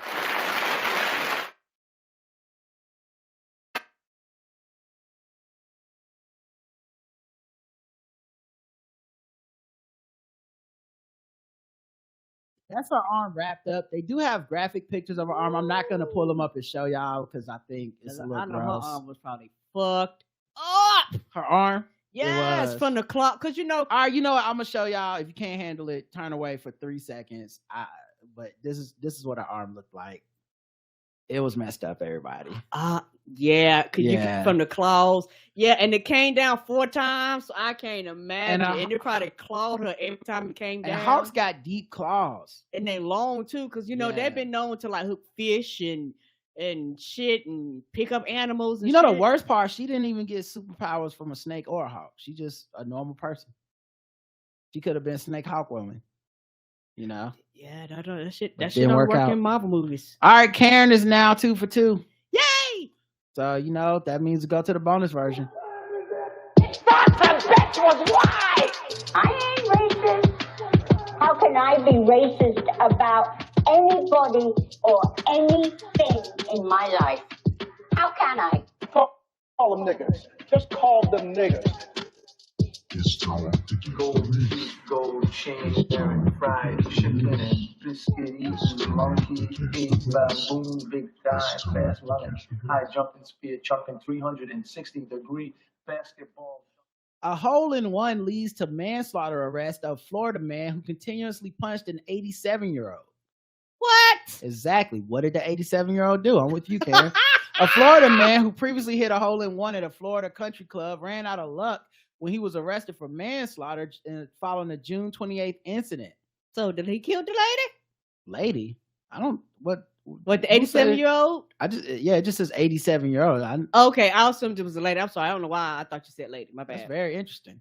Robert Edward Moore Jr., 76, was arrested for aggravated manslaughter of an elderly person after he allegedly continuously punched an 87-year-old man, ultimately leading to his death. Now, I do have to say,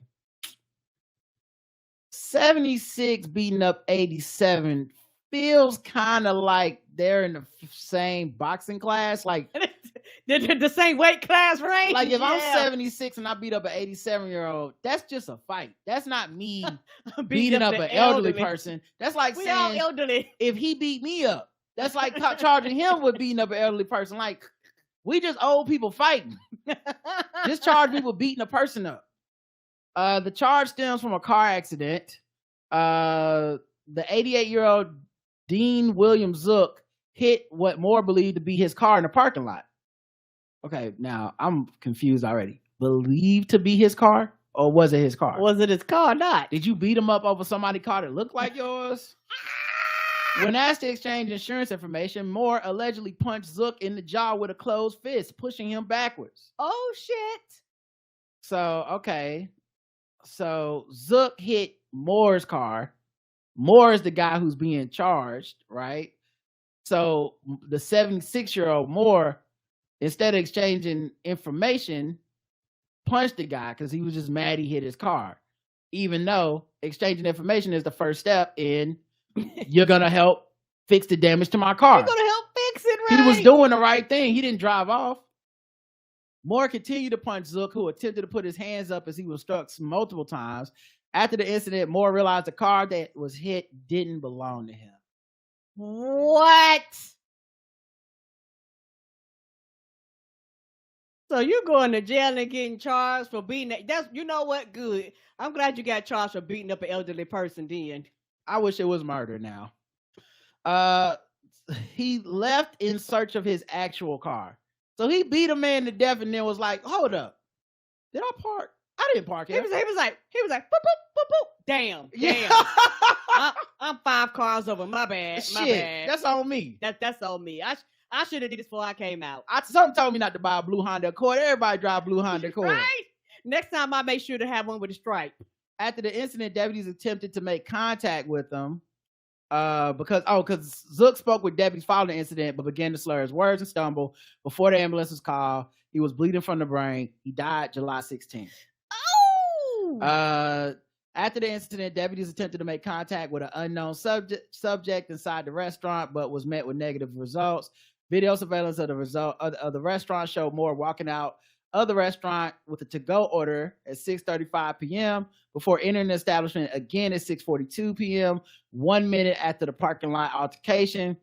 On June 29th, deputies received a tip identifying Moore as Bob, stating he was at the Havana Country Club wearing the same clothes from the incident. He didn't even change clothes. He didn't even want to get away. No, this was days later. He just kept that outfit. Oh! Because when you fresh to death, you know what I'm saying? What's the need? What's the need to get rid of the outfit? Just because you did a murder? And also, I bet you another reason why they charged it with elderly crime is because, you know, when older people, you know, your body changes. They was like, hey, dog, like, you don't recover as quick. I guess, but if we the same age, we the same age. I just don't get why I'm getting charged with that. That's just my opinion, but I don't know if they go, we don't care who fight who, or if you're over a certain age, this is what we're going to charge you with. I guess I think it's stupid. It doesn't. Nothing you described made me think it's not stupid though. It still seemed pretty fucking dumb. They was like, we don't care if you're the same age. You Right. beat up somebody old, so we gonna charge you with beating up the elderly. Yeah, that's ridiculous to me. I beat somebody's ass. We just happen to be the same age. The detective also found a credit card used for the to-go order, which also linked to Moore. A Google search for Moore led the detective to a news article from November 2020 referencing Moore scoring a hole in one at another golf course. In that photo, he was wearing the same shoes, shorts, and sunglasses from the surveillance video. Is that his fit? That's his fit. Is it like American Dad with Right? He said, shit, I look good in these. So just because I murdered somebody, I gotta stop wearing? Nah, I'm gonna keep this. He was like the same outfit all day, every day to the socks, bitch. Right. Y'all see me. Y'all know what it is. This is my uniform. Right. It kind of makes sense. I'm not mad at him for this. But then when asked about the altercation, he also registered as the owner of a 2022 black Lexus RX 350, the same model and make of the car that was hit in the accident. Which, 2022 black Lexus RX 350, yeah, you might have to kill a nigga that hit that. But that's why you park away from everybody. For real, like I get a fancy car, bitch. We parked at the back of the parking lot because I don't want motherfuckers hitting my bitch. Right. You gotta know that. But be prepared to walk. I'll drop you off at the front, and now I'm gonna park at the back of the parking lot. Yeah, that's on you. You gotta park away from everybody. You can't be mad at. Yeah, you park up close, and people dinging your shit, running buggies into your shit. So I think I'm kind of on that. So I'm not saying I'm on his side necessarily, but I understand, I understand how it went down and how it could happen. I'm just saying, motherfucker hit that Lexus. It's like, the anger hopped out first. So he was arrested and taken to Sumter County Jail on $30,000 bond. He's charged with leaving the scene after the accident and manslaughter. Ain't that the trip? Leaving the scene after the accident and your car didn't even get hit. You Right. actually could have been like, "Hey, dog, I don't think this is my car. Wait a minute, is this my car? Wait a minute, dog. I could have helped you found the person whose car it was." He's but like, I accidentally killed him. That's the accident. Head-on collision. Head-on with my hands. Apparently so. But yeah, Zook was trying to leave the scene of the accident. Moore said Zook put his hands on his shirt and arm, which is when he punched him. So now he's trying to claim some level of self-defense, which is probably why they said manslaughter instead of murder. But guess the race. Oh, everybody in here white. Everybody in here white, says country clubs. Right. I mean, I know we had country clubs too, but this sound like mighty white. All right, let's check the chat room, see what they believe. All this white on white crime. Tell Joe Byron we need a crime bill white. White man shit, musty, grumpy ass old man white. The price is wrong, bitch. Happy Gilmore white. That's great, Joanne. That is so good. The last name is Black. Okay, so Shay's going Black. Devil bitch says Cogdacity. The correct answer is white.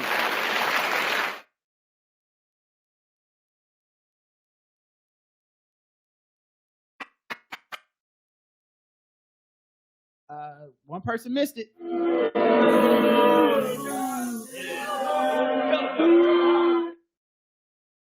Look like an old Clint Eastwood ass white man. He definitely look like Gran Turismo over here and shit. Nah, what's he gonna do? I feel like he get any kind of sentence that's over like a few years that's basically the death penalty. That's it. You too old to be getting this mad and doing shit like this. Oh boy, who was gonna raise these white kids? What happened when you don't have fathers in the home?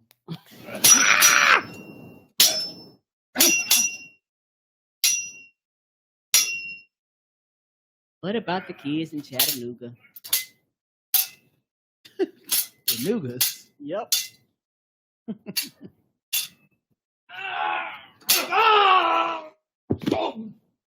All right, so you know what that sound effect means. It's sword ratchetness time. Time to talk about the scourge that is crossing over the world, swords and sword crimes. Let's see. How about this one? A samurai sword and knuckle dusters land a Wayborn man in court. Knuckle dusters? You mean brass knuckles? Yes. I think so. Okay, that's a neat name, Knuckle Dusters. Dylan Mescal, 53, of Wellmore Grove, Weybourne, appeared in Guilford Magistrates Court on July 19th and pleaded guilty to 2 counts possessing an offensive weapon in a private place. Did they? And not to get off topic, but when you say knuckle dusters, do you put them on your knuckles to dust off the? I don't know what it means. Yeah, I'm not a thug from the streets, Karen. I'm gonna dust your face with these knuckles. I guess so. I don't know why they call them that. I guess they say a knuckle dust. There's knuckle duster knife, and they look like brass knuckles to me. Okay, that's what it looked like to me. So we got a sword and brass knuckles. Goddamn! And he had them in a private place. He had a sword in a private place. He had a sword in a private place. This is why we need rules and regulations and restrictions.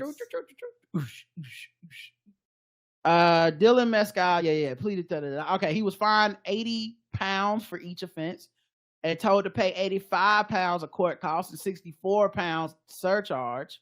Oh shit, that's the surcharge. Mr. Mescal denied further counts of harassment, stalking, and breach an existing stalking order, and will appear in the same court August 10th. So it sounded like he was stalking somebody, maybe. But he said that part I didn't do. Did I have a sword and knuckle dusters on me for no reason? Sure. Was I stalking my ex? That's crazy. Now y'all, I will see you in court. Too much. So the police said stop carrying unwanted knives and blades. Right, and leave them knuckle dusters alone. And they encourage people to drop them off. They got a knife and sword drop off. Oh shit, like you do guns. Smart. It must be nice to live in a world where they have that. Yes. Where y'all ain't worried about guns, so y'all like drop your knives off. Drop your brass knuckles and your knuckle dusters over here. We'll give you a few pounds. In Atlanta, they done gave up their guns for some tickets to the playoffs, but the Hornets, they won. They sure did. I remember that game. Mm-hmm. All right, y'all. That's it. Thanks for listening. We'll be back, sporadically, depending on this Beyonce stuff. Until then, I love you. I love you too. Mwah. Bye, everybody. Have a good rest of your night. Peace.